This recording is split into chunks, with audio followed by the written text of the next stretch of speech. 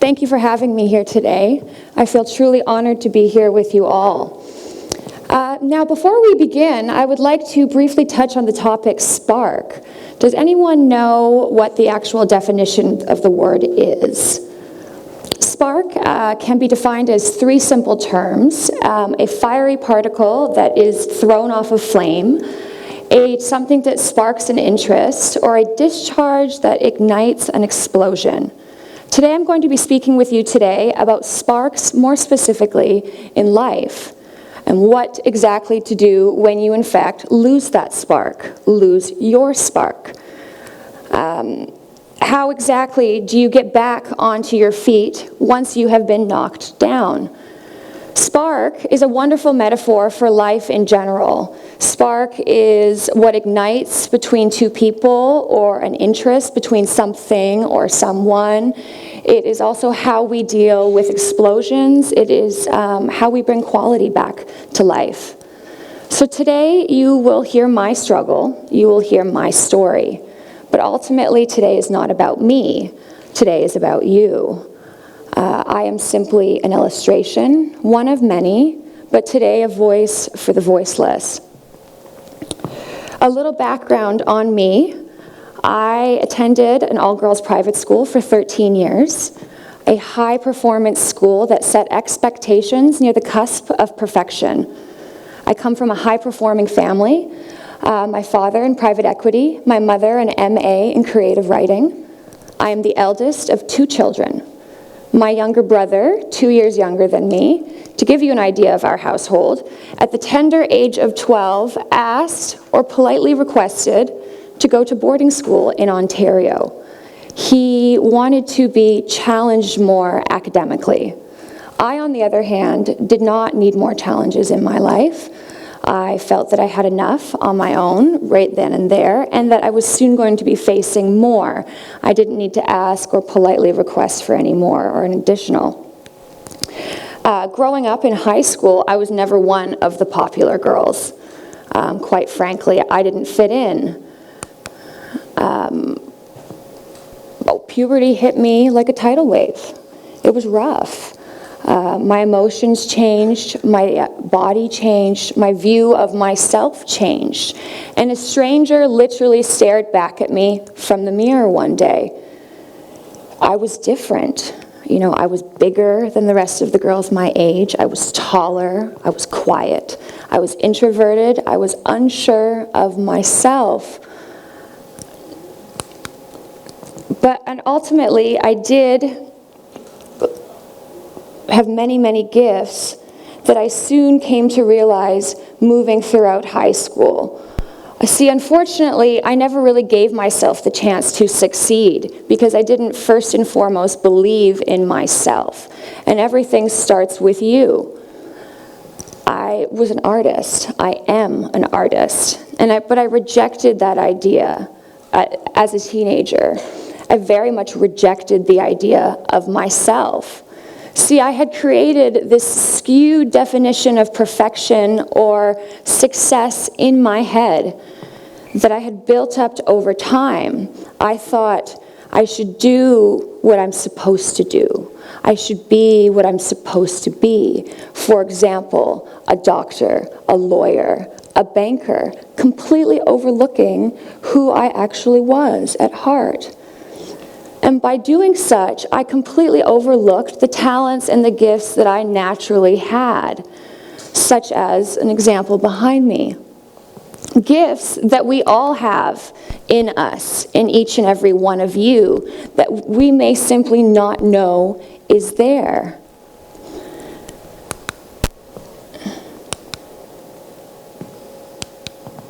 See, now, one night when I was 15, I attended a party.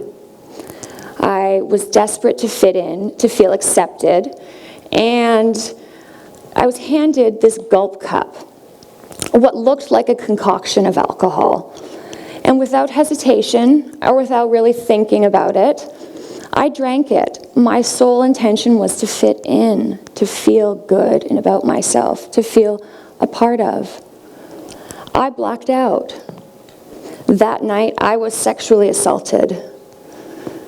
It was the first time I ever drank. Now, I did not tell anybody about this. I did not tell a single soul until I turned 20, for 5 years. I truly, truly, truly blamed myself for this action. I felt disgusted with myself. I hated my body.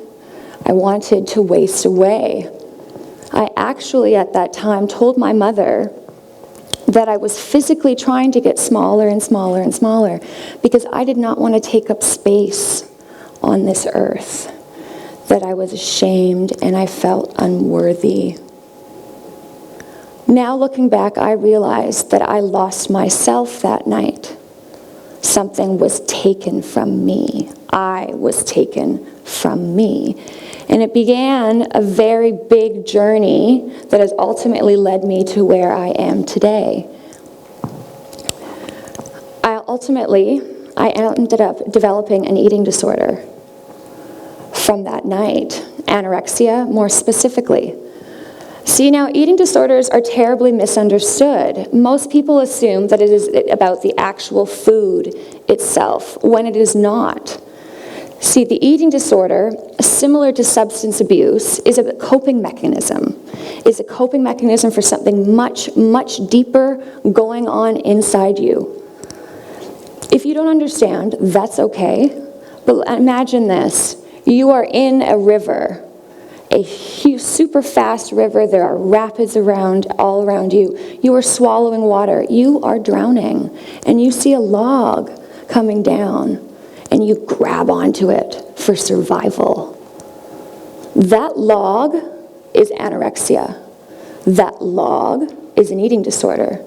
That log is the coping mechanism that in that moment is saving you, but down the road long term is going to actually kill you. And that's ended up what almost happened to me. This eating disorder almost took my life. At grade 11, so my junior year, 1 year later at 17, I was roughly over 100 pounds. As you can see in the photo behind me, this was taken my junior year. I was actually 101 pounds to be specific. My blood pressure was 70/30. My resting heart rate was 31 beats per minute, and I was diagnosed with bradycardia. The hospital, Children's Hospital, and at that point had told us that I was at risk at 17 years old for having a heart attack. This was a wake-up call for me. This was a wake-up call for my family, but most importantly, for myself, because that's where it starts. It starts with you. I knew then and there how sick I really was. I was truly, truly, truly sick, and I didn't see it. So, by moving forward, you ultimately, by admitting and taking that first step and admitting what you are doing wrong, you are taking a step in the right direction towards life, or towards light. From light to darkness, from death towards light. And that's exactly what I did. After I almost did not graduate high school. I was told that I was at risk for not returning to high school and not finishing my senior year with my peers. That was ultimately my bottom. But the beautiful thing about hitting bottom is that you get to enjoy the view and the ride on the way back up. You're finally acknowledging that what you are doing in that exact moment or up until now is simply not working. It has gotten you to where you are. In order to get a different result, you are going to have to do something different. Einstein once said that it is the definition of insanity to do the exact same thing over and over and over again and expect a different result. What I was doing there, or what you saw before, was not working. I was masking my emotions, and I was suppressing them, and I was focusing solely on my external, thinking that if everything looked perfect on the outside, it would be perfect on the inside. I would be happy. But I was not. I was not at all. So ultimately, what I chose to do is I asked for help. I went down one day with my father across the dinner table, and we spoke face to face, and I put my cutlery down, and I didn't know what to do. And so I said to him, "Dad, will you please help me?" And it was the beginning of a journey for me that ended up giving myself and my life back, and much more back to my surroundings, including my family. Asking for help is regarded as a sign of weakness when I do not know why it is instilled in us. When asking for help should be regarded as a sign of bravery, for someone having the strength, the bravery, the desire to want something more, to want something better for themselves. Sometimes the simplest things, such as asking for help, are in fact the toughest to do. Life today is very much a balancing act. You struggle to find your footing. You're juggling work, life, relationships. I am a firm believer, and in my opinion, that the relationships you choose to have in your life should add to your life. They should bring positivity. They should be a crutch for you to lean on when you feel weak. Your relationships for you are strong for you. They encourage you to keep going when you want to give up. And ultimately, they're there for you to listen. And they see you for who you truly are, your true, authentic self. After trying to fit myself into someone else's mold, I have come to realize and accept that being different is okay.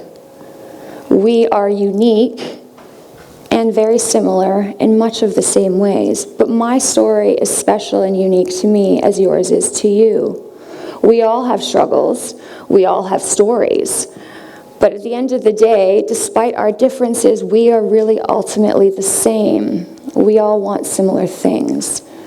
We all have fears, we all have dreams, and I believe that we all truly want to be accepted and seen for our true authentic self, who we really are. So I conclude and end on this note. Find the spark within your life. Dig down deep inside you. Take a destructive spark and turn it into a spark for change. Turn it into a spark for growth. Continue fighting for yourself. You are worth it. Thank you so much.